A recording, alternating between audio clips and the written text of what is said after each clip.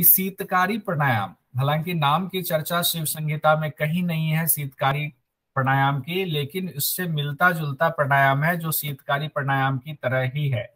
तो इसमें कहा गया है, क्रिया विधि के बारे में कहा गया है कि जो मेधावी साधक हैं, सुधी साधक हैं, वो दांतों को दांतों के से दबाए, यानी दांतों के ऊपर दांतों को रख ले, जिह्वा को ऊपर ले जाए, यानी दांत के ऊपर दांत है और जीभ को ऊपर लगाना है, और फिर धीरे धीरे वायु का पान करे।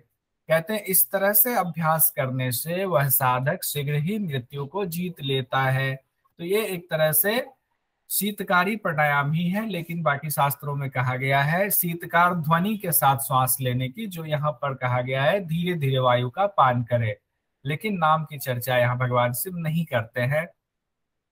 इसमें जो तीन इंपॉर्टेंट चीज है वो ये है कि 6 माह तक, 1 साल तक और 3 साल तक अभ्यास अगर हम करते हैं इस तरीके से, तो इसका क्या फायदा होता है वो बता रहे हैं। कहते हैं अगर आपने 6 माह तक इसका अभ्यास कर लिया, यानी कि दांतों को दांतों के ऊपर दबाकर, जिह्वा को ऊपर रखकर धीरे धीरे अगर आपने वायु का पान किया 6 महीने तक, तो सभी पापों से मुक्ति मिल जाएगी, सभी रोग नष्ट हो जाएंगे। यानी कि सभी पापों से मुक्ति मिली, एक ये चीज।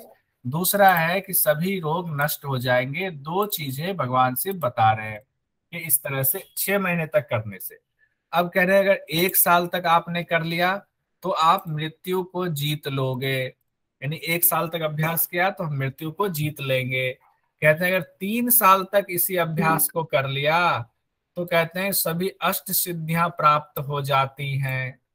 अष्ट सिद्धियों की चर्चा प्राणायाम में भी की गई थी और यहाँ भी की जा रही है कि वायु के बाकी अभ्यास से अष्ट सिद्धियां 3 साल तक अगर आप ये करते हैं तो अष्ट सिद्धियां प्राप्त होंगी। इतना ही नहीं, सभी भूतगणों को अपने अधीन कर स्वयं भैरव बन जाते हैं। जो भूत प्रेत होते हैं ना, वो भी शिव की ही उपासना करते हैं, और उनमें ना भैरव माने गए हैं ऊंचे। तो वो भैरव का रूप एक तरीके से भैरव शिव का ही रूप या एक उनका अवतार माने गए हैं। तो इसमें अवतार सिद्धि प्राप्त बहुत। हाँ हाँ हाँ। तो इस तरह से 3 साल तक अभ्यास करने से कहा गया अष्ट सिद्धियां प्राप्त होती हैं, सभी भूतगणों को अपने अधीन कर स्वयं, मतलब उनके एक तरह से मठाधीश बन जाते हैं। आपकी इतनी योगी की इतनी क्षमता हो जाती है।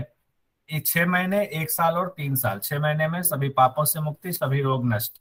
1 साल में मृत्यु को जीत लेता है। मृत्यु को जीतने से यहाँ तात्पर्य जो जवा की जगहों पर लगाया गया है, आपकी उम्र लंबी हो जाती है, और मृत्यु मतलब आपकी अकाल मृत्यु नहीं होगी, ऐसा कहा गया है। ऐसा नहीं कि मृत्यु को आप जीत लेंगे, मतलब आपकी सामान्य स्थिति में मृत्यु नहीं होगी, आप पूरा अपना जीवन जिएंगे।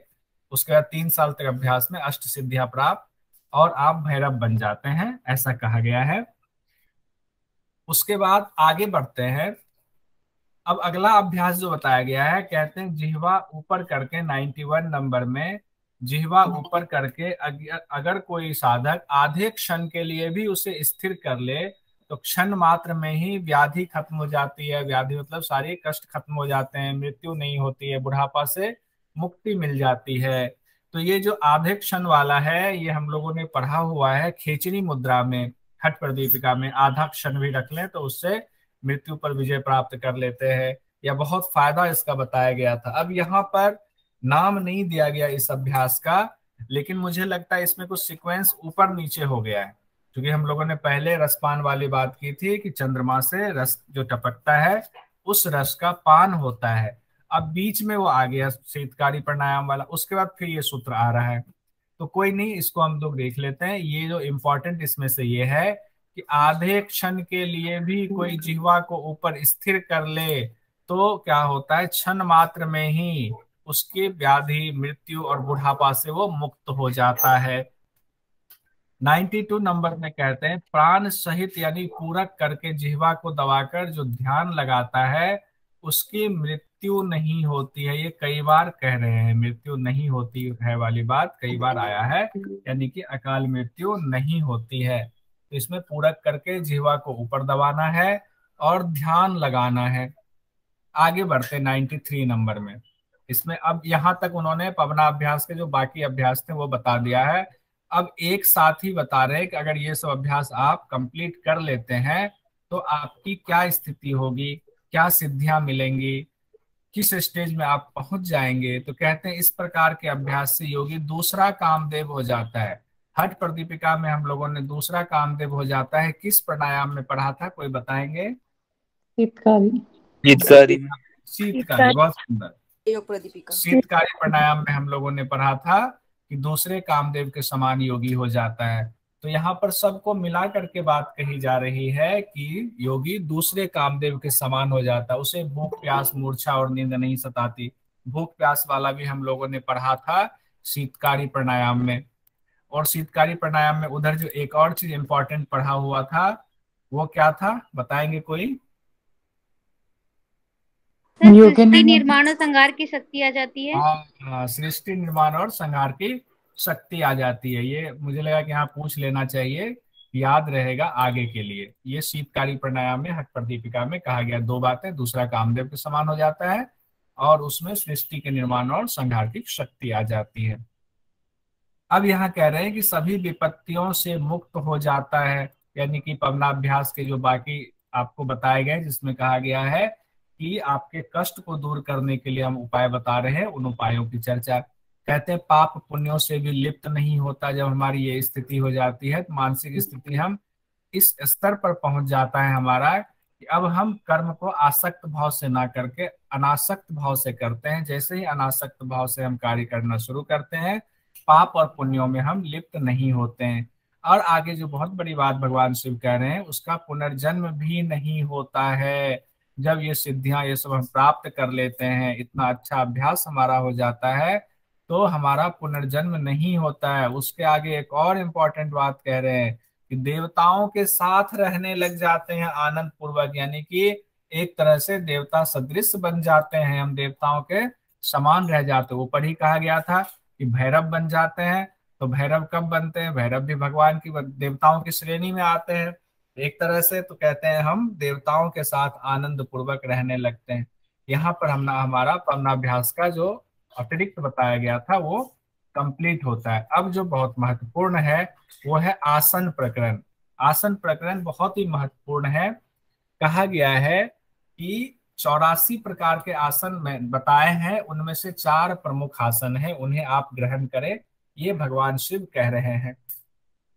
अब जो 84 प्रकार के आसन में से 4 प्रमुख आसन हैं उनके नाम है, पहला सिद्धासन। इसको याद रखना है सब लोग, मनी मन 2 से 4 बार रिपीट कर जाइए। पहला सिद्धासन, दूसरा पद्मासन, तीसरा उग्रासन, चौथा स्वस्तिक आसन। क्योंकि बाकी जगहों पर भी 4 प्रमुख आसनों की चर्चा है, लेकिन यहाँ पर ये 4 आसन अलग हैं। सिद्धासन, पद्मासन, उग्रासन, स्वस्तिक आसन। तो उग्रासन को ही पश्चिमोत्तान आसन भी कहा जाता है, लेकिन पश्चिमोत्तान की जगह यहाँ पर शब्द दिया गया उग्रासन। तो सवाल आ सकता है उग्रासन किस आसन का दूसरा नाम है या किस आसन से मिलता जुलता है? तो पश्चिमोत्तान आसन से। जब हम लोग विधि में अभी आएंगे, चारों आसन की विधि देखेंगे, लाभ देखेंगे, तो उसमें डिटेल से ये पता चल जाएगा हमें। तो सिद्धासन, पद्मासन, उग्रासन और स्वस्तिक आसन है। अब पहले हम लोग सिद्धासन को देख लेते हैं कि सिद्धासन की क्रियाविधि क्या है, क्या बताया है भगवान शिव ने, विशेषता क्या है इसकी और लाभ इसके क्या है, और इससे सवाल नेट जेआरएफ के हिसाब से क्या निकल कर आ सकता है। कहते हैं क्रियाविधि में एक पांव की एड़ी से योनि स्थान को यत्न पूर्वक दबाएं। अब सवाल योनि स्थान का आता है। योनि स्थान से तात्पर्य क्या होता है? योनि स्थान को हम लोगों ने देखा हुआ पढ़ा है, शिव संहिता में ही कहा गया है कि गुदा मार्ग से 2 अंगुल ऊपर और मेढ्र यानी लिंग से 2 अंगुल नीचे और बीच में 4 अंगुल स्थान पर कौन सा चक्र बताया गया है? मूलाधार। मूलाधार चक्र बताया गया है। उसी मूलाधार चक्र में बताया गया है योनि का योनि स्थान है। तो ये योनि स्थान सब में होता है, स्त्री हो या पुरुष हो। तो अब कह रहे हैं एक पांव, यानी कि ये स्थान कहाँ हो गया? गुदा और लिंग के ठीक बीचों बीच हो गया। तो कहते हैं एक पांव की एड़ी से योनि स्थान को यत्न पूर्वक दबाना है। यहाँ तक कोई कंफ्यूजन नहीं होगी। जिनको भी कंफ्यूजन है बिल्कुल क्लियरली पूछिएगा। दूसरे पांव की एड़ी को मेढ्र यानी लिंग के ऊपर स्थापित करें। एक तो हो गया लिंग और गुदा के बीच में एक एड़ी, और दूसरा एड़ी लिंग के ऊपर रखना है, यानी मेढ्र के ऊपर रखना। मेढ्र भी शब्द आ सकता है, लिंग भी शब्द आ सकता है। तो ये हमारा अभ्यास यहाँ क्रियाविधि सिद्धासन का बताया गया। अब कह रहे हैं और क्या इसमें करना है, सावधानी रखनी है। इंद्रियों को स्थिर कर भूमध्य पर देखना है। दृष्टि कहाँ होगी, भूमध्य पर होगी, यानी कि सिद्धासन में हमारी दृष्टि भूमध्य पर होगी, क्योंकि दृष्टि को लेकर के भी कई बार सवाल आ सकता है, क्योंकि पद्मासन में दृष्टि अलग होती है और सिद्धासन में दृष्टि अलग होती है। तो सिद्धासन में क्या कहा गया, इंद्रियों को स्थिर करना, जितनी आपकी इंद्रियां हैं, एकादश इंद्रियां हैं, उनको स्थिर करके भूमध्य पर ही देखेंगे। उसके बाद कहा गया है शरीर को सीधा रखेंगे, मन को बिल्कुल शांत रखेंगे, यानी कि जो अभ्यास हम कर रहे हैं उसी अभ्यास पे हमारा पूरा ध्यान हो, एकाग्र हो, कहीं और ध्यान ना जाए। वैसे भी इंद्रियों को स्थिर कर लिया हमने तो वैसे भी मन नहीं जाएगा, लेकिन अभी हमारा आसन सिद्ध नहीं हुआ है, इसीलिए निर्देश दिया गया है कि इस तरह से अभ्यास करें, इंद्रियों को स्थिर करने की कोशिश करें। अब विशेषता इनकी बताई गई है। देखिए सबसे बड़ी विशेषता क्या कही गई है, यहाँ से सवाल आ सकता है। भूमंडल पर इससे परम कोई आसन नहीं है। भूमंडल पर इससे परम कोई आसन नहीं, यानी कि इस पूरी धरा पर, इस पूरे भूमंडल पर सबसे श्रेष्ठ आसन कौन सा है, तो वो सिद्धासन है। और ये एक शास्त्र में नहीं, कई शास्त्रों में कहा गया है। अगर किसी शास्त्र का नाम ना लेकर के ऐसे भी आसन के बारे में दे दे तो सबसे विशिष्ट, सबसे प्रमुख आसन सिद्धासन माना जाएगा। और अगर दे दे शिव संगीता के हिसाब से तब तो सिद्धासन है ही, और इसको गुप्त आसन है, इसको गुप्त रखना चाहिए, ये बात भी कही गई है। निर्देश जो इसमें एक अलग से दी गई है, भगवान शिव ने दिया गया है, कहा है प्राणायाम अभ्यासियों को सदा सेवन करना चाहिए। यानी जो लोग प्राणायाम का अभ्यास करते हैं वो कोशिश करें कि सिद्धासन में ही प्राणायाम करें। हालांकि पवनाभ्यास जो उन्होंने शुरू में प्राणायाम बताया था उसमें किस आसन में कहा था अभ्यास करें, पद्मासन। पद्मासन में कहा था अभ्यास। ये ध्यान रखें, दोनों चीज में कंफ्यूज नहीं होंगे। ये अलग से उन्होंने सलाह दी है कि अगर आप सिद्धासन लगा सकते हैं तो प्राणायाम के अभ्यासियों को इसका सेवन करना चाहिए, लेकिन ऊपर जब पवनाभ्यास था तो वहां पद्मासन की चर्चा भगवान शिव ने की हुई है। उसके बाद लाभ में कहते हैं सिद्ध जनों को सिद्धि प्रदान करता है। ये जो सिद्ध जन है, सिद्ध जन मतलब जिनको पहले से थोड़ा बहुत अभ्यास से सिद्धि है, क्योंकि प्राणायाम का अभ्यास के बाद यहाँ पर आसन का अभ्यास बताया जा रहा है। कहते हैं जो सिद्ध जन चाहते हैं हमें सिद्धि मिले, जिनको वैराग्य एक तरह से हो गया गृहस्थ में रहते हुए भी, या जिनको अनासक्त भाव हो गया, अब आसक्ति से रहित काम नहीं करते, कह रहे हैं वो लोग अगर इनका अभ्यास करेंगे तो उनको सिद्धि मिलेगी। और उनके लिए आगे कहा गया है कि उनके योग में शीघ्र पूर्णता आएगी, यानी कि योग में ये सिद्धासन। सर यहाँ पे एक उद्वेग रहित शब्द आया है, उसका मीनिंग क्या है? उद्वेग रहित शब्द आया है, आपके मन में जो वासनाएं उद्वेग करती हैं यानी उठती हैं, वो उससे रहित हो जाना। अब कोई वासना नहीं रही, कोई आसक्ति नहीं रही, उसी को उद्वेग रहित कहा गया है। उद्वेग उठना मतलब आपके इंद्रियों में जो, आपके चित्त में जो विचार आते रहते हैं, हमें ये करना है, ये भी करना है, ऐसा हो जाता, वैसा हो जाता, उसको उद्वेग कहा गया। किसी चीज के प्रति इंद्रियों का की जो आसक्ति होती है उसी को उद्वेग कहा गया है। कहते हैं जब उससे आप रहित हो जाते हैं, कोई उद्वेग आपके अंदर नहीं है, कोई आपके अंदर आसक्ति नहीं है। जी कुछ कह रहे थे कोई? ठीक है सर, धन्यवाद। ठीक है, तो कह रहे हैं कि ऐसा होने पर योग में शीघ्र पूर्णता आ जाती है। और कह रहे हैं सिद्धासन का अभ्यास लंबे समय तक करने से संसार चक्र से भी छुटकारा मिलता है और पापों से भी मुक्ति मिलती है। तो यहाँ पर ध्यान रखेंगे कि सिर्फ सिद्धासन करने से नहीं, सिद्धासन में बाकी अभ्यास को करने से संसार चक्र से छुटकारा मिलता है और पापों से मुक्ति मिलती है। उसके बाद कई जगहों पर ये चर्चा आती है कि सिद्धासन जब आप करते हैं तो काम वासना पर भी आप विजय प्राप्त करते हैं, और काम वासना पर जब विजय प्राप्त करते हैं तो वो भी एक तरह से उद्वेग ही है, तो उससे भी विजय प्राप्त आपकी होती है, तो आपके योग में शीघ्रता आती है। तो उद्वेग कई तरह के होते हैं। उसके बाद दूसरा आसन, इसमें कोई दिक्कत तो नहीं है। क्रियाविधि, चूंकि हम लोगों ने यही क्रियाविधि बाकी शास्त्रों में भी पढ़ी हुई है। विशेषता में भूमंडल पर परम आसन है ये, और प्राणायाम के अभ्यासियों के लिए कहा गया इसका सेवन करें। अब आगे हम लोग देखते हैं दूसरा आसन, पद्मासन। पद्मासन में भी बहुत सिंपल बताया गया है। कहा गया है क्रियाविधि में कि प्रयत्न पूर्वक दोनों पांवों को पलटकर जंघा मूल के ऊपर रखें, यानी एक के ऊपर एक जंघा मूल पर दोनों एड़ी, जंघा मूल क्या हुआ, जंघा का जो मूल हम लोग कहते हैं ना, एड़ी को उस स्थान में जंघा मूल में लगा दे, तो उसी तरह कहते हैं दोनों पांवों को पलटकर जंघा मूल के ऊपर लगा दे। ठीक है, लगा दिया। अब कहते हैं दोनों जंघाओं के बीच में यहाँ एक जो अलग चीज दी गई है, दोनों जंघाओं के बीच में हथेली उसी तरह से एक दूसरे पर रखें, तो हथेली को हमने एक दूसरे पर रख दिया। उसके बाद क्रियाविधि में कहा गया है, देखिए ऊपर में सिद्धासन में था, दृष्टि कहाँ थी, भूमध्य में थी। भूमध्य और यहाँ पर दृष्टि कहाँ है, नासिका पर। ये नासाग्र नासाग्र है। तो ये कई बार आ जाता है इंटरव्यू में भी या एग्जाम में भी पूछ दिया जाता है कि पद्मासन में दृष्टि कहाँ रहेगी, तो नासिका पर रहेगी। और भूमध्य में दृष्टि किस आसन में रहती है, सिद्धासन में रहती है। अब यहाँ जो एक और नई चीज बता रहे हैं, कह रहे हैं जिह्वा से दंत मूल को दबाकर रखें। ठीक है, पद्मासन में ये भी नासिका पर दृष्टि, नासाग्र पर, और जिह्वा से दंत मूल को दबाने की चर्चा कर रहे हैं। ठोड़ी को छाती पर लगाने यानी कि जालंधर बंद लगाने की भी चर्चा कर रहे हैं पद्मासन में, ये छूट गया वहां। और वायु को ऊपर उठाने की बात कर रहे हैं। वायु ऊपर उठाना मतलब अपान वायु को ऊपर उठाने की चर्चा है, इसीलिए यहाँ निर्देश में कहा गया है प्राण अपान की विधि से करेंगे, यानी कि अपान वायु को ऊपर उठाएंगे, प्राण वायु नीचे, तब समान वायु पे संगम होगा। अब कहते हैं यथाशक्ति पूरक कर उदर को पूरा भर ले, यथाशक्ति बिना रुकावट के रेचक करे। तो पद्मासन में ये दो चीजें जो अभी कहते कहते रह गई थी, उसको भी एक बार फिर से देख लेते हैं। प्रयत्न पूर्वक दोनों पांवों को पलटकर जंघा मूल के ऊपर लगाएंगे, दोनों जंघाओं के बीच में हथेली को एक के ऊपर एक रख लेंगे, नासिका के अग्रभाग पर दृष्टि, इतनी स्थिति हमने कर लिया। जिह्वा से दंत मूल को हमने दबा दिया। ठीक है, उसके बाद कहते हैं जालंधर बंद लगा लिया, ये भी कर लिया हमने। अब कह रहे हैं कि वायु को ऊपर उठाना है। कैसे ऊपर उठाना है, यथाशक्ति पूरक करेंगे, उदर को पूरा भर लेंगे, और यथाशक्ति बिना रुकावट से। यहाँ तात्पर्य ये है कि हम लोग जैसे श्वास छोड़ते हैं ना, बीच बीच में श्वास ब्रेक होती है, कह रहे ब्रेक ना हो, बिल्कुल स्मूथली श्वास का रेचन हो, जैसे आपने पूरक स्मूथली किया था वैसे ही पूरी बिना रुकावट के बिल्कुल स्निग्ध भाव में रेचक कर दें।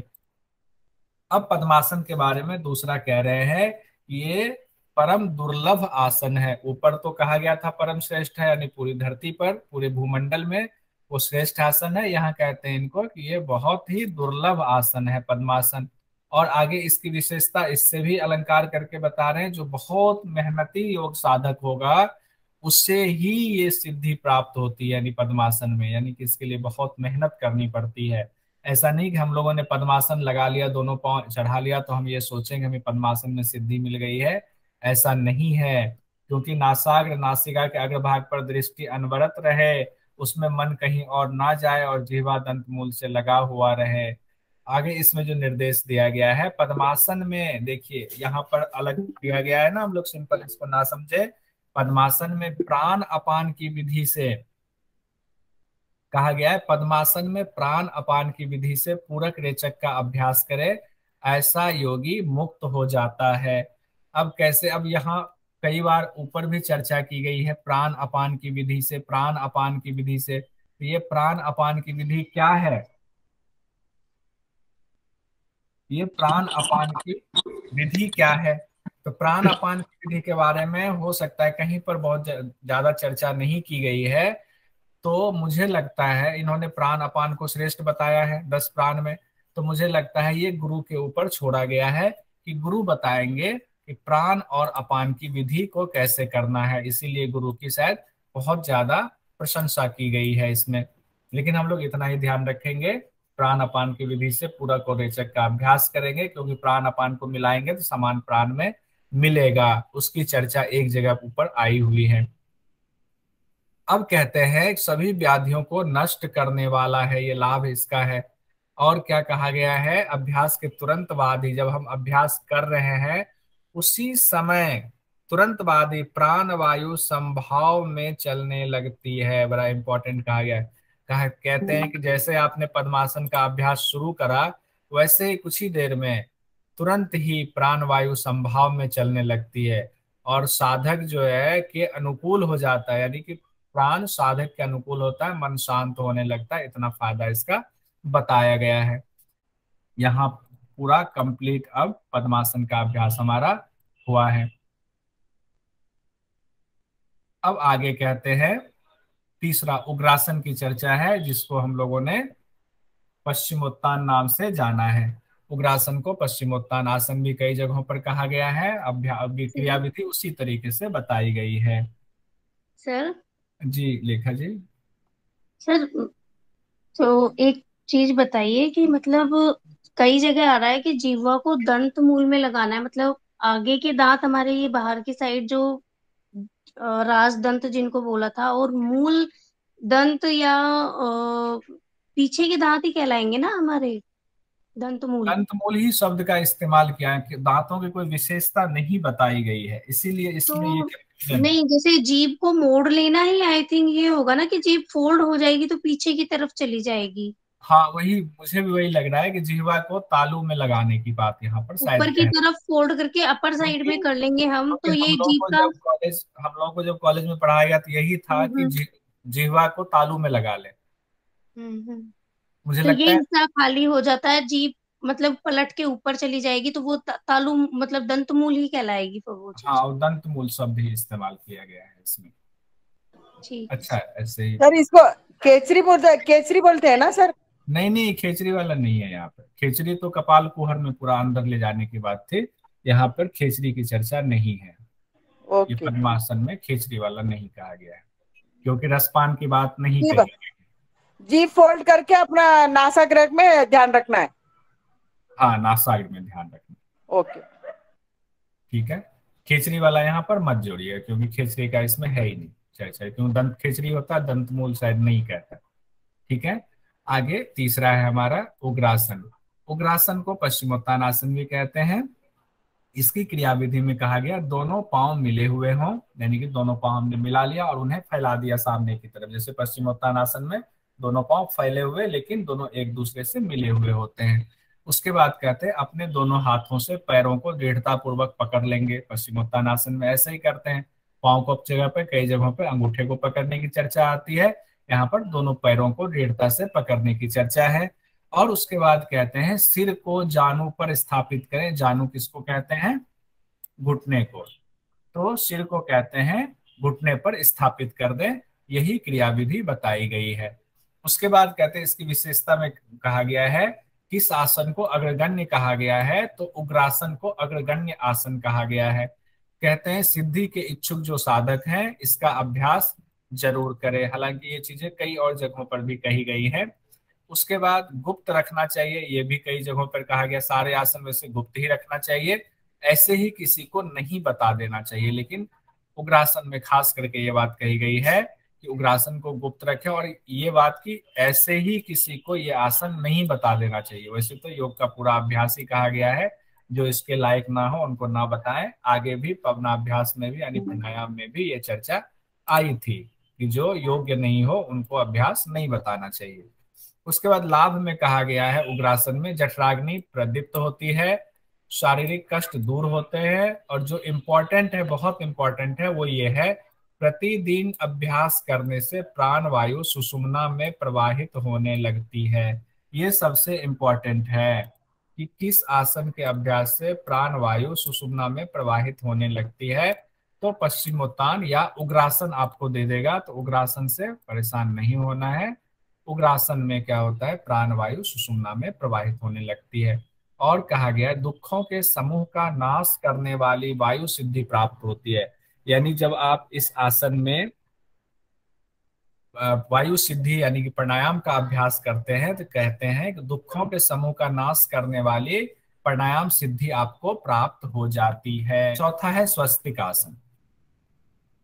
स्वस्तिक आसन की क्रियाविधि में कहा गया है दोनों पांव के तलवों को जानु और जंघाओं यानी कि घुटने और जंघा के बीच में दोनों तलवों को रख देना है, उसके मध्य में अच्छी प्रकार से स्थापित कर देना है। शरीर सीधा और संतुलित रखें। और कहा गया विशेषता कि गुप्त रखने योग्य है। देखिए यहाँ भी कहते हैं कि इसको गुप्त रखें, और एक अलग से जो इसमें भी कही गई है इस विधि से प्राण वायु की साधना करें, यानी कि तकरीबन सब में ही प्राण वायु की साधना करने की चर्चा है, क्योंकि पद्मासन तो पहले ही शुरुआत में कह दिया गया था कि प्राणायाम का अभ्यास इसमें करें। सिद्धासन में भी कहा गया है और इसमें भी कह रहे हैं, और इसमें तो कह ही रहे हैं कि यहाँ सुषुम्ना में प्राण प्रवाहित होने लगता है। अब स्वस्तिक आसन में लाभ में बता रहे हैं, शरीर में व्याधि नहीं होगी, वायु की सिद्धि होगी, समस्त दुखों का नाश होगा, आसन कल्याणकारी है।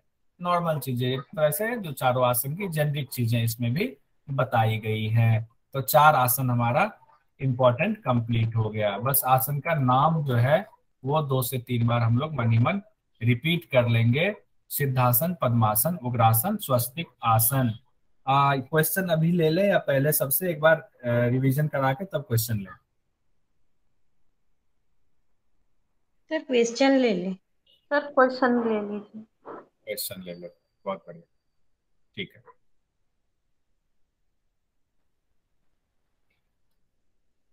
क्वेश्चन है हमारा,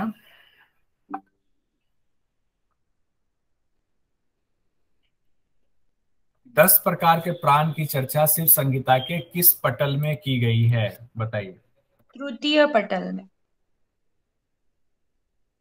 द्वितीय पटल ही है। द्वितीय पटल में। तो एक आदमी अगर बोले द्वितीय पटल, सब लोग उन्हीं को कॉपी करेंगे। सर तृतीय पटल में है। बताइए बताइए, जल्दी बताइए। तृतीय पटल में, तृतीय पटल में। मतलब इतना कम? अब ये इतना सिंपल सा सवाल है। सर और 10 प्राणों की चर्चा तो सर इसमें है ना, तृतीय पटल में आई है ना सर। मुझसे मैं सवाल पूछ रहा, आप मुझे सवाल हाँ पूछ रहे। सर तृतीय पटल में है, स्टार्टिंग में ही है सर। तृतीय पटल में है सर। तृतीय पटल में है ना, तो फिर हाँ सर। क्यों कह रहे हैं? प्राण अपान समान उदान व्यान नाग कुर्म कर्म कर्कल देव दत्ते और धनंजय, ये 10 तो ये 10 जो बताए गए तो तृतीय पटल में है। तृतीय पटल में। तो मुझे तो अपने ऊपर डाउट होने लगता है कि मैंने कुछ गलत तो नहीं पढ़ा दिया है। नहीं सर, नहीं सर। पढ़ाने में कोई कमी रह गई है तो बताए। अच्छा, हृदय कमल के कितने दल बताए गए हैं? अभी गलती कीजिए, अभी गलती करेंगे तो अच्छा रहेगा, आगे गलती नहीं। 12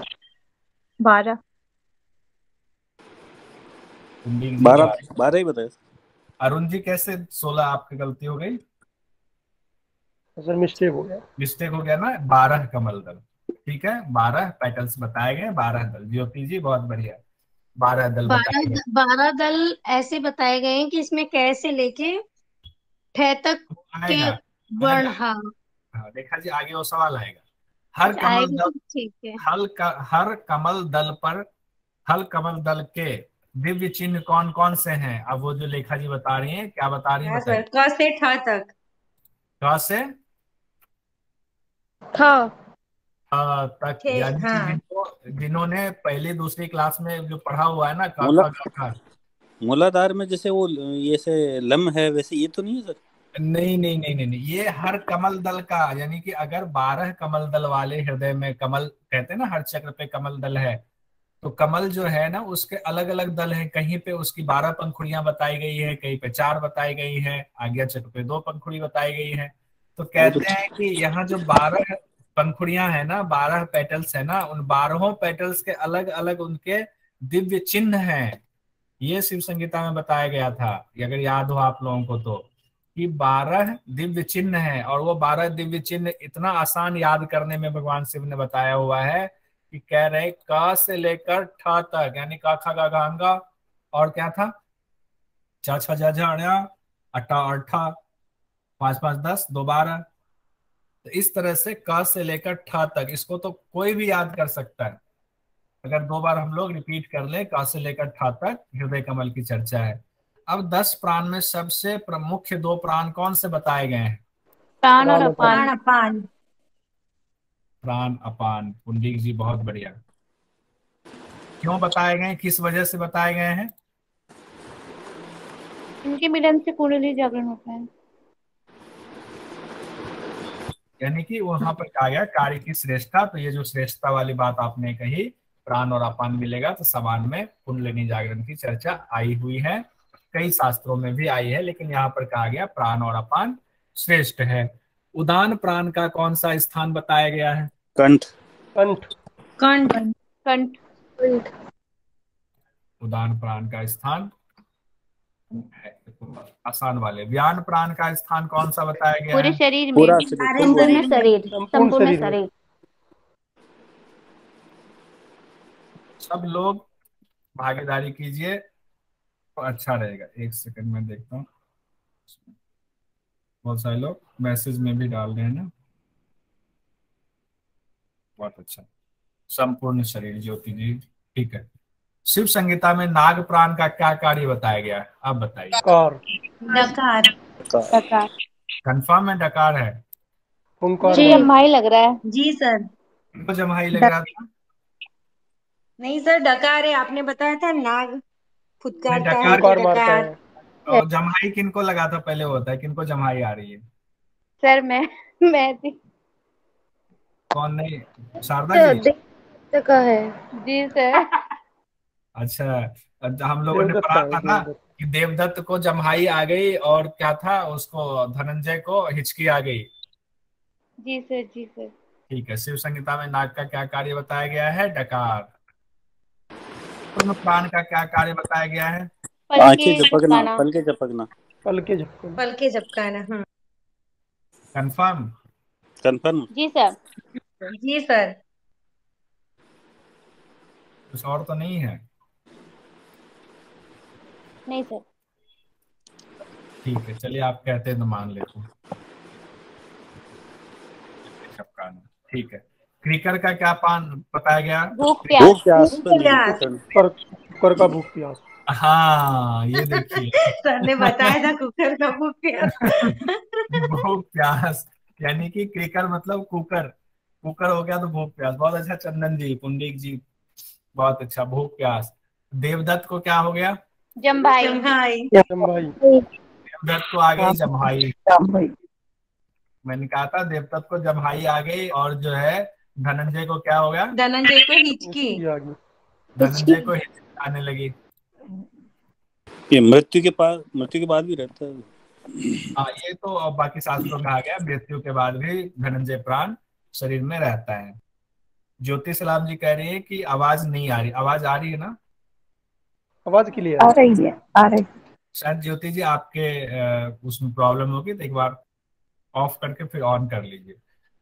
इनमें से नहीं सफलता सर, पहले नहीं आ रही थी आवाज। आपने ऊपर के बताया नहीं सर, स्क्रीन भी नहीं दिख रही थी, आवाज भी नहीं आ रही थी सर। अब सही है। देखिए, इसमें मैंने 4 ऑप्शन दिया हुआ है। इनमें से सफलता में सिद्धि के लक्षण कौन से नहीं हैं? अब यहाँ पर सर जरा सा, साहसी नहीं है। साहसी नहीं है। साहसी। इतना जल्दी कैसे जवाब दे दिया? तो सर बाकी बाकी तो तो है सारे ना, हैं सब ना। आपने पढ़ाया है सर। साहसी विश्वास, नहीं। हाँ आपने पढ़ाया है इतना अच्छा तो। पक्का ये सही कह रहे हैं? सही है सर। चलिए कहते हैं तो मान लेते हैं, इसको रेड कर देते हैं। तो ये हमारा हो गया साहसी। ठीक है। शिव संहिता में पवनाभ्यास रोज कितनी बार करने का विधान है? 4 बार। 4 कौन बार। कौन सा है? बता दीजिए 4 बार कौन कौन सा है? सुबह, दोपहर, शाम, अर्धरात्रि। सुबह, दोपहर। दोपहर। प्रातः काल, मध्याह्न, सायंकाल और सूर्यास्त और अर्धरात्रि। अर्धरात्रि। शाम, और अर्धरात्रि। 4 हो गया हमारा। जिनको नहीं, जो लोग बाद में जुड़े हैं या नहीं पढ़ पाए हैं, वो उनके लिए बड़ा इंपॉर्टेंट रहेगा 4 बार। ठीक है। एक बार में कितनी बार कुंभक का अभ्यास करना चाहिए शिव संहिता के 20 मुताबिक? बार। 20 बार। सर 20 बार। 20 बार। पंडित जी, चंदन 20 जी, बहुत बढ़िया। 20 चौक 80। 20 बार। मैसेज में भी जवाब दे रहे हैं। कितने महीने अभ्यास करने से नारियों की शुद्धि हो जाती है? 3 माह। 3 महीने। नोट्स निकाल के बैठे हैं क्या? जी सर। नहीं सर, मेरी बुक में 2 मास था, तो आपने नहीं करेक्ट करवाया था कि 3 मास रखेंगे, डिस्कस हुआ अच्छा, था ना। बहुत बढ़िया। और भी ग्रंथों में इतना ही टाइम दिया है। ठीक है। 3 मास तक अभ्यास करने से, अब कहा गया 3 मास तक अभ्यास करने से कौन सी स्थिति आती है? 4 जो अब भगवान शिव ने कहा, हर अब योग अभ्यास में 4 अवस्था आती है, तो इसमें कौन सी अवस्था आ जाएगी? आरंभ अवस्था। आरंभावस्था। अब देखिए आरंभावस्था में अगला सवाल है, इसमें ऑप्शन के साथ आरंभावस्था में क्या होता है? नाड़ियों की शुद्धि।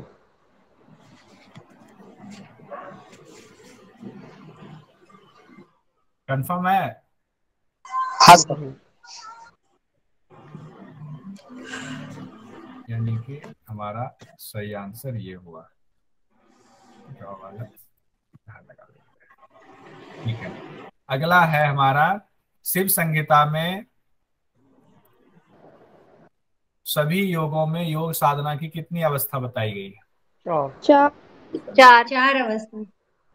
4 अवस्था कौन कौन से? आरंभ, परिचय, निष्पत्ति।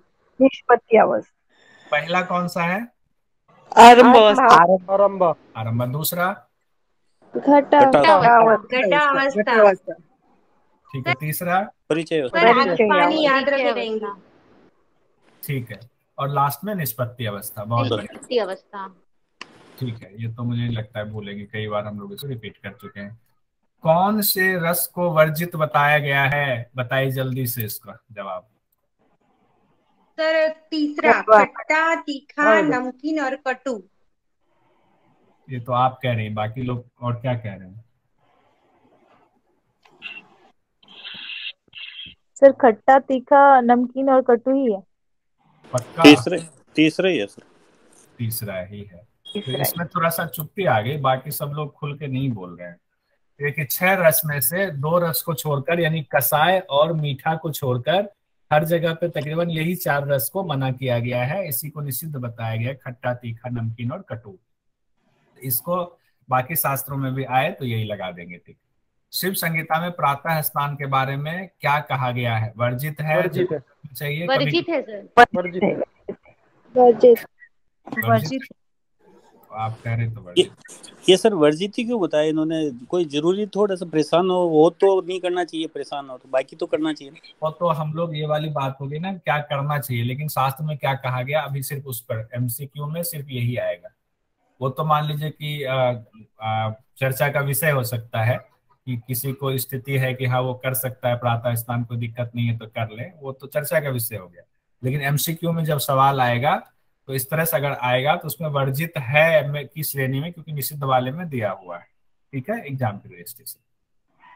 अब कहा गया शिव संहिता के मुताबिक अभ्यास के आरंभ में कैसा भोजन करना चाहिए? दूध और घी। दूध, घी, सूर्य नाड़ी चाहिए। दूध और घी से युक्त, स्निग्ध और मधुर। ये कंप्लीट हुआ। दूध और घी से युक्त। शब्द मत भूलिएगा, दूध और घी सिर्फ नहीं कहा गया, दूध और घी से युक्त भोजन कहा गया सर। हाँ।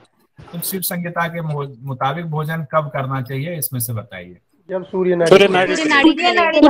नाड़ी जब चले। सब लोगों को याद हो गया। चलिए आप कहते हैं शिव संहिता में शयन कब चंद्र करना? नाड़ी चले। चंद्र नाड़ी के चलने पर। ये वाला तो याद हो गया सब। चलिए आप लोग कहते हैं, बहुत बढ़िया। चंदन जी, तृप्ति जी, सब लोग दे रहे हैं मैसेज में भी जवाब।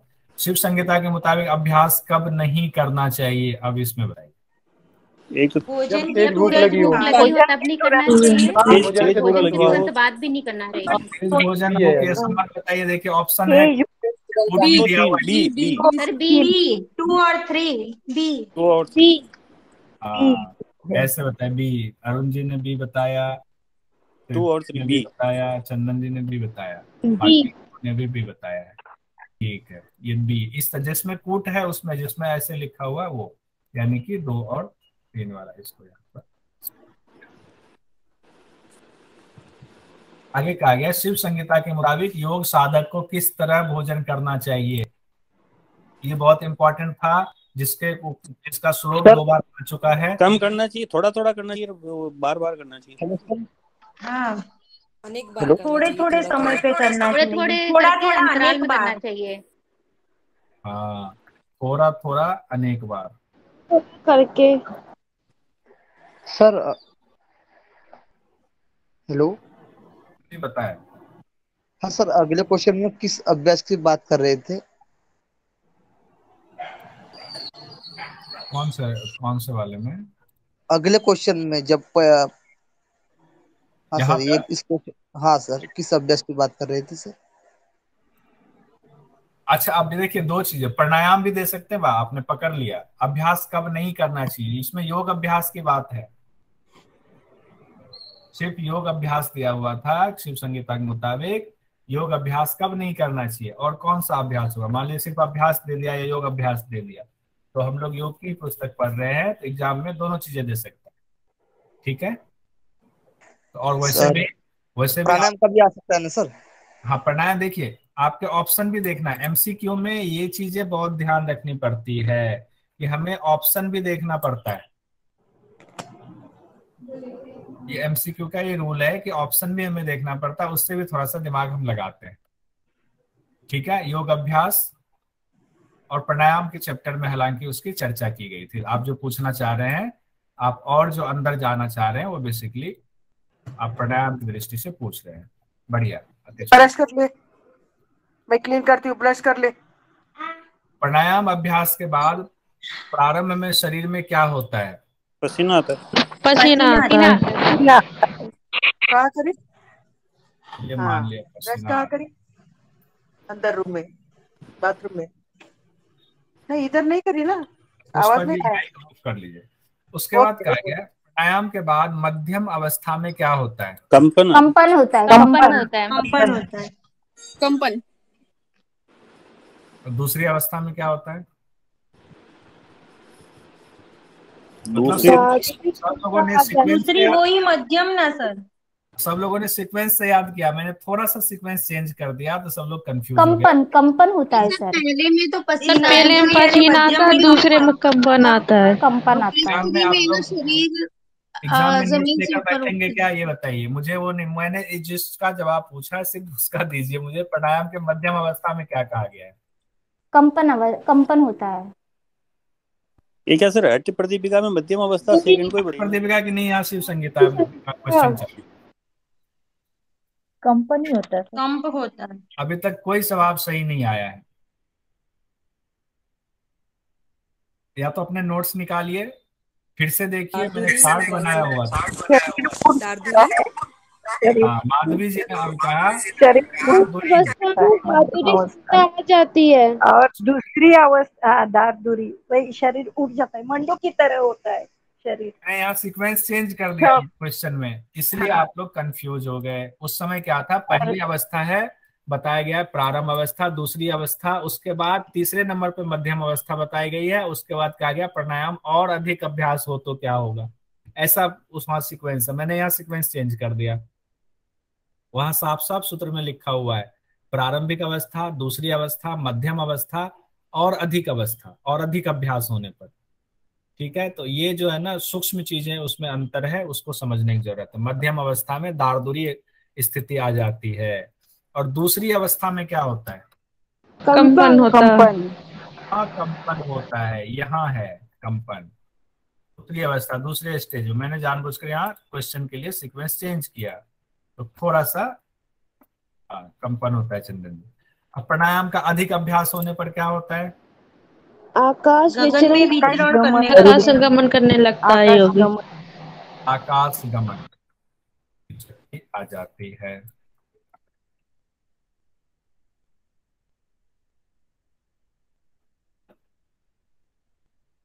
पद्मासन। सब हाँ, किस आसन में प्राणायाम का अभ्यास करना चाहिए? पद्मासन। पद्मासन। वैसे तो देखिए, अगर इसमें भी था ना, क्योंकि वैसे कहा तो ये गया है, जब पवनाभ्यास की चर्चा थी पद्मासन कहा गया है, लेकिन ये ध्यान रखिए जो आगे हम लोगों ने पढ़ा हुआ है चारों आसन, तो तकरीबन सभी आसन में कहा गया है कि सिद्धासन में भी करे, कहा गया उग्रासन में भी करे, कहा गया है स्वस्तिक आसन में भी करना चाहिए, लेकिन अभ्यास में शुरुआत में पद्मासन से शुरुआत की गई थी। पद्मासन में पवनाभ्यास का अभ्यास करे। तो एमसीक्यू को देख करके यहाँ हम लोग थोड़ा सा दिमाग लगाएंगे कि एमसीक्यू क्या कहता है, उसके हिसाब से। शिव संहिता के मुताबिक प्राण कंठ तक भी आ जाए तो क्या करना चाहिए? मतलब साधना प्राणायाम साधना में छोड़ना नहीं है, तत्पर साधना। प्राणायाम के दौरान प्राण कंठ तक भी आ जाए तो क्या करना चाहिए? साधना वो भी साधना चालू निरंतर रखनी करते है। रहना चाहिए। अभ्यास जारी, बहुत बढ़िया, जारी रखना चाहिए, क्योंकि भगवान शिव ने कहा है कि मुश्किलें आएंगी, कष्ट आएंगे और ऐसा लगेगा कि प्राण कंठ तक आ गया है, तब भी हमें अभ्यास से विरत नहीं होना है, तब भी हम अभ्यास में लगे रहेंगे, अभ्यास को जारी रखें। शिव संगीता में कितने मात्रा वाले प्राणायाम से पूर्व अर्जित पाप पुण्य रूपी भोग दूर हो जाते हैं? 16 मात्रा वाले। सब लोग सहमत हैं? सहमत हो सर? 16 मात्रा जी सर। 16 मात्रा वाले। 16 मात्रा वाले।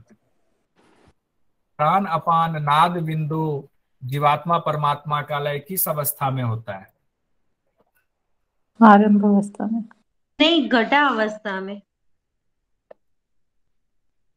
लेखा जी? घटावस्था। परिचय। लेखा जी? घटावस्था। माधवी जी?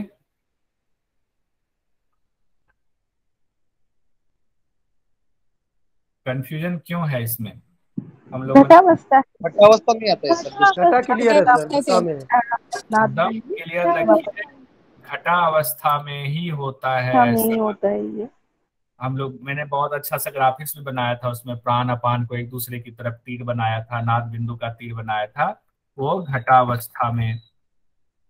और नीचे मैंने घ जानबूझ कर ऐसे लिखा भी था कि शायद कोई पकड़ भी ले। ठीक है, घटावस्था में कितने समय तक वायु धारण की क्षमता से प्रत्याहार की स्थिति हो जाती है? बताइए। नोट्स जो लोगों ने बनाया था निकालिए नोट्स। 1 प्रहर तक। 3 घंटे। हाँ 3 घंटे, 1 याम। 3 घंटे 3 घंटे 3 घड़ी। 3 घंटे। पक्का? हाँ सर। घड़ी हो गए तो 2 घंटे हो गए। क्या चीज? 5 घटी 2 घंटे। इसमें 3, अरुण जी कह रहे हैं 3 घंटा। लेखा जी क्या कह रही हैं? सर 1 याम होगा ना सर, 3 घंटे। 1 याम 3 घंटे सर। माधवी जी क्या कह रही हैं? इम्पोर्टेंट है प्रत्याहार वाली बात, इसीलिए पूछ रहा हूँ। हाँ 8 दंड। 8 दंड 5 घटी। नहीं 5 घटी नहीं, 3 घटी 3 घंटे, सॉरी 8 दंड। 8 दंड 1 याम 3 घंटा। 3 घंटा। देखिए यहाँ पे इसलिए कह रहा हूँ, थोड़ा थोड़ा कंफ्यूजन, इसलिए क्वेश्चन आंसर की जरूरत पड़ती है। 1 प्रहर तक अगर आपके श्वास रोकने की क्षमता, वायु धारण की क्षमता हो जाती है, यानी कि 3 घंटे तक या 180 मिनट तक, 3 घंटा 180 मिनट हुआ, 1 प्रहर हो, 1 याम हो, या 7.5 घड़ी आपको कंफ्यूज करने के लिए दे सकते हैं। तो उसमें से जो भी आएगा, तो वैसे हम लोग अभी 1 प्रहर या 1 याम लिखते हैं यहाँ पर, या 3 घंटा लिख लेते हैं अगर ये स्थिति आ जाती है, क्योंकि प्रत्याहार से संबंधित अलग से कुछ नहीं बताया गया है, लेकिन प्रत्याहार के बारे में जो इस्तेमाल शब्द किया गया है वो यही था, इसीलिए हम लोग इसको ध्यान में रखेंगे। अब प्रत्याहार की स्थिति आ जाती है शिव संगीता के मुताबिक जब 3 घंटे तक वायु धारण करने की हमारी क्षमता हो जाती है। अब आगे कहते हैं कितनी देर वायु धारण करने की क्षमता से कुंभक पूर्ण माना जाता है? अब बताइए। 3 घंटे तक। 5 घंटे। जी सर 3 घंटे। स्वाति जी ने कहा, पुंडिक जी ने कहा, बंटी जी 3 घंटे। 5 घंटी यानी 3 घंटे। 3 घंटे है सर। जी सर। कंप्लीट? जी सर। 3 घंटा। ठीक है, चलिए आप लोग कहते हैं मान लेते हैं 3 घंटा। ठीक है, 3 घंटा तक जब, यानी कि प्रत्याहार की स्थिति में 3 घंटा है, ध्यान रखिएगा, और 3 घंटे तक जब हमारी क्षमता हो जाती है कुंभक करने की, श्वास रोकने की, तो कुंभक पूर्ण हुआ ऐसा मानना चाहिए। कितनी देर प्राणवायु स्थिर होने पर योगी रुई की तरह हल्का हो? 3 घंटे। 3 घंटे या सर? 3 घंटे 8 घटी यानी 3 घंटे। 8 दंड। 8 दंड का दंड है, 8 दंड यहाँ पर दंड का एक इस्तेमाल याम किया गया है। ठीक है, 3 घंटा। यहाँ पर ये शब्द इस्तेमाल खास करके किया गया, लेकिन ये 3 घंटा ही है, यानी रुई के समान शरीर हल्का हो जाता है। अब आगे कहते हैं इरा पिंगला को त्याग कर प्राणवायु स्थिर हो जाए तो कौन सी अवस्था होती है? परिचयावस्था। पद्मा जी ने बताया। जी सर। परिचय अवस्था। वैश्वानर अवस्था सर। ये बंटी जी क्या कह रही हैं? वैश्वानर अवस्था। वैश्वानर अवस्था। अच्छा नहीं सर, वो तो सर परिचय अवस्था। परिचय अवस्था है। सब लोग देखिए, इरा पिंगला को त्याग कर प्राणवायु स्थिर हो जाए तो कौन सी अवस्था होगी? परिचय अवस्था क्लियर है सर। परिचय अवस्था होगी। देखते हैं, यही कंफ्यूजन थोड़ी थोड़ी हो जाती है, बोलेंगे तो गलती होगी तब तो सही होगा। किस अवस्था में तीनों कर्म बंधन का ज्ञान हो जाता है? परिचय अवस्था। परिचय अवस्था में। इसी में हो जाता है। देखिए, अब यहाँ पर याद करने के लिए बता रहा हूँ, क्योंकि सही मैं समझ सकता हूँ कि इतना आसान नहीं होता है। कहते हैं ना परिचय हो जाना, किसी चीज का परिचय। तो यहाँ इससे याद रखिएगा कि हमारा परिचय हो गया, हमारे तीनों कर्म बंधन जो है उससे हमारा परिचय हो गया, उसके बारे में पूरी जानकारी हमें मिल गई है। यह परिचय हुआ, परिचय अवस्था में तीनों कर्म बंधन का ज्ञान हो जाता है। अब कहते हैं 100 ब्रह्मा के काल पूरे होने पर कब योगी की मृत्यु नहीं होती है? पंचधारणा की सिद्धि। पंचधारणा की सिद्धि। पक्का सर। हाँ सर, या फिर पंचभूतों की सिद्धि पर भी। हाँ, क्योंकि जब एमसीक्यू दिया हुआ रहता है तो मैंने ये देखा है, एमसीक्यू जब सामने है तो उसमें आसानी हो जाती है जवाब देने पर, और जब एमसीक्यू नहीं है तो आसानी नहीं होती। कोई नहीं, यहाँ हमारा क्वेश्चन आंसर कंप्लीट हुआ।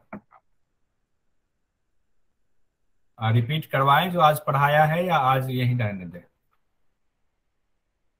बस सर यहीं तक। सर ये पीडीएफ कब भेजेंगे सर? हाँ 3 हो गया, सही कह रहे हो आप। पीडीएफ में क्या बताऊं समय। हाँ सर, वो क्या लिखने में थोड़ा छूट जाता है ना, तो वो स्टेप बाय स्टेप लिखेंगे। अब मैं पीडीएफ 2 का तो भेज देता, ये वाला पीडीएफ भी अभी कर लेता। इतना बड़ा बड़ा लिखा हुआ है, इसमें दिक्कत नहीं होगी आप लोगों को पीडीएफ में? नहीं सर, बुक भी है तो इस हिसाब से सर लिखेंगे। ओम द्यौः शान्तिरन्तरिक्ष शान्तिः पृथ्वी शान्तिरापः शान्तिरोषधयः शान्तिः वनस्पतयः शान्तिर्विश्वे देवा शान्तिर्ब्रह्मा शान्तिः शान्तिरेधि श्यामा शान्तिरेधि। ओम शांति शांति शांति सर्वारिष्ठ सुशांतिर्भवतु।